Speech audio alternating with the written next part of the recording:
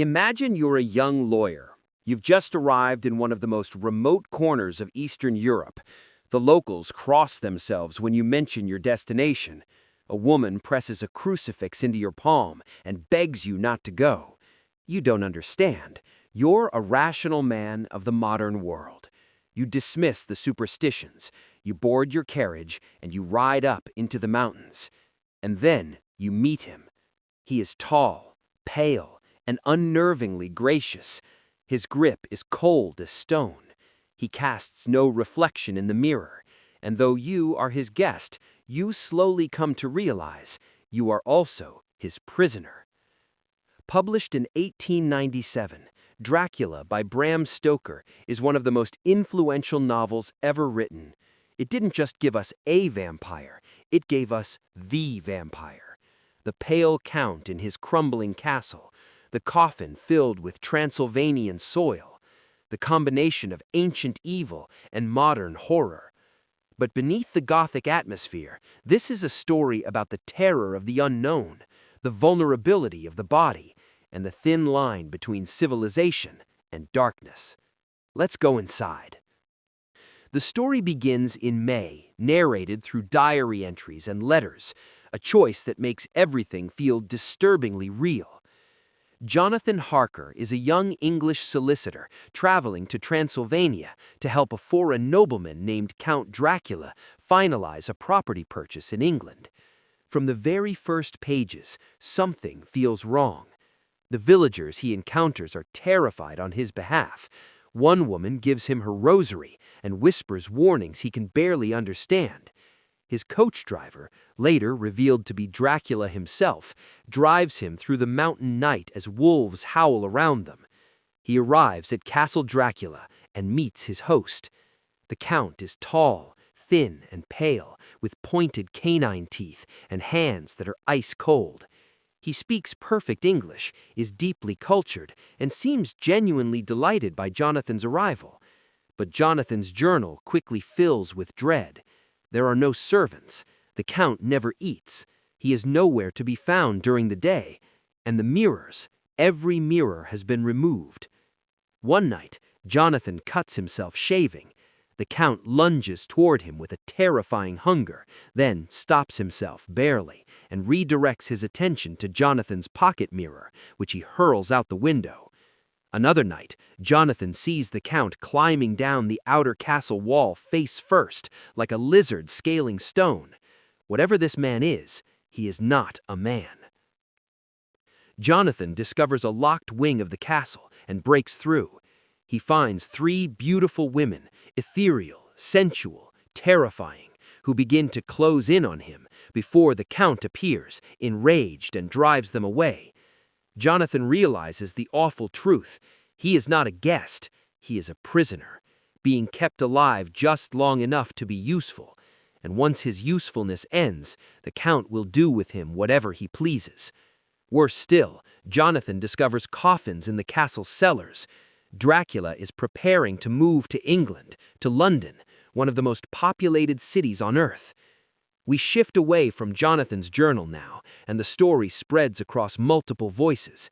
The diary of Mina Murray, Jonathan's devoted fiancée, letters from her friend Lucy Westenra, and the case notes of a psychiatrist named Dr. Seward. Lucy is a warm, beautiful young woman with three suitors, Arthur Holmwood, Dr. Seward, and the American Quincy Morris. She is also, unfortunately, the first of Dracula's English victims.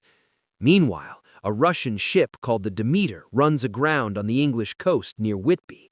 The entire crew is dead or missing. The captain is found lashed to the wheel with a crucifix clutched in his hands. The ship's log tells a terrifying story of mysterious disappearances and an unknown presence haunting the vessel.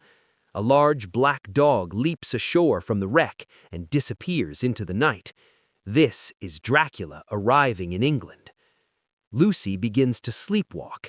She grows pale, weaker by the day, with two small puncture wounds appearing on her neck. Dr. Seward and the others are baffled. He calls in his old mentor, Professor Abraham Van Helsing, a Dutch doctor who is learned in things most Victorian men of science refuse to acknowledge. Van Helsing is the intellectual heart of the novel. He's the one who understands what they're facing before anyone else will believe him. He surrounds Lucy's room with garlic. He hangs garlands of it around her neck. It works, until a well-meaning family member, appalled by the smell, removes the garlic while Lucy sleeps. Dracula gets to her again, and again, and then, finally, fully. Lucy dies, and then she rises.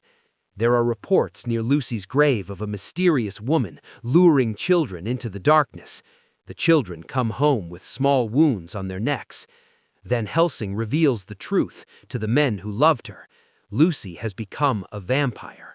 She is not at rest. She is predatory, and the only mercy left is to free her soul. In one of the novel's most harrowing scenes, they enter her tomb by night. Arthur, her fiancé, is the one to drive the stake through her heart. The creature that once had Lucy's face snarls and writhes, and then, suddenly, the peace returns to it. She looks like herself again, like Lucy. It is grief and horror bound together. The group consolidates. Jonathan, who has escaped Transylvania and married Mina, joins Van Helsing, Seward, Arthur, and Quincy. Together they form a small, determined band of hunters, and they have one goal: find Dracula and destroy him before he can spread his curse through the population of London. Mina is brilliant. She is the one who organizes the men's notes, transcribes records, and pieces together Dracula's movements with methodical precision. She is in many ways the most capable person in the group, and the novel is quietly radical in acknowledging this. Jonathan describes her as a woman with a man's brain and a woman's heart, which is the highest compliment his Victorian vocabulary can offer her. They track Dracula to 50 boxes of Transylvanian earth that arrived on the Demeter. Dracula needs this soil to rest. He cannot sleep on foreign ground. If they can find and purify all the boxes, they can trap him, destroy his sanctuaries, force him into the open. But Dracula is not passive. He has been watching them, and one night, while the men are out searching his properties, the Count slips into the house where Mina sleeps and drinks from her. Worse, he forces her to drink from him in return. This act of violation is both monstrous and deliberate. If Mina dies before Dracula is destroyed, she will become one of his creatures. He has made her into a ticking clock, a hostage they are forced to carry with them. Mina is slowly changing. A scar forms on her forehead, made when Van Helsing touches her skin with a sacred Eucharist wafer. She recoils from it. She is becoming what they hunt. But she is also, crucially, connected to Dracula now. She can sense him. In states of hypnotic trance, she reports his location, what he hears, what he smells, whether he's on water or land. Dracula flees England. He has been outmaneuvered, his boxes purified, his refuges destroyed. He loads one remaining coffin onto a ship and sails east, back towards Transylvania, back towards the castle where his power is greatest. The hunters split into groups. Some race over land, some go by sea, all of them converging on Transylvania before Dracula reaches the castle before sunset. The tension is extraordinary. A race against time, a race against winter, a race against the darkness of Mina's soul. In the final moments, with the sun already setting over the Transylvanian mountains, Quincy and Jonathan intercept the cart carrying Dracula's coffin. The gypsies who transport it fight back. In the struggle, Quincy is mortally wounded. Jonathan tears the lid off the coffin. As the last red sliver of sun drops below the horizon, he drives his blade across Dracula's throat.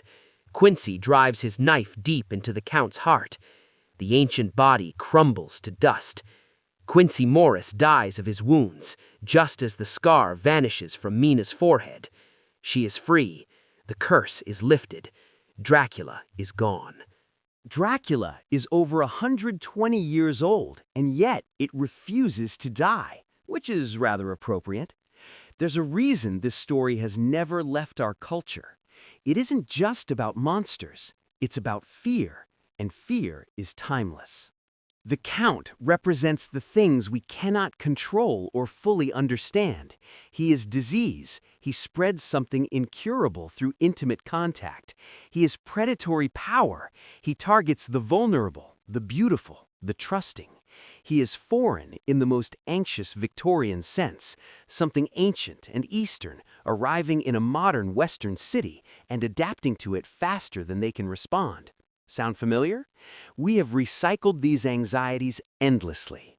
There's also something deeply modern about the book's format.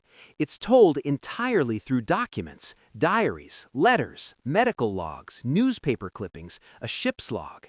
Stoker was writing about a world of rapidly advancing technology and communication, where information flows faster than people can process it. The characters use phonographs and typewriters and telegrams. They are overwhelmed by data. Sound familiar again? We live in a world drowning in information. We are constantly stitching together fragmentary records to try to understand threats we can't quite see. In that sense, Stoker's epistolary format doesn't feel Victorian at all. It feels like a text thread, a Reddit thread, a series of forwarded emails building toward a terrifying conclusion.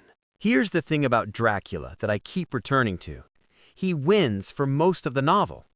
He is ancient, patient, cunning, and powerful.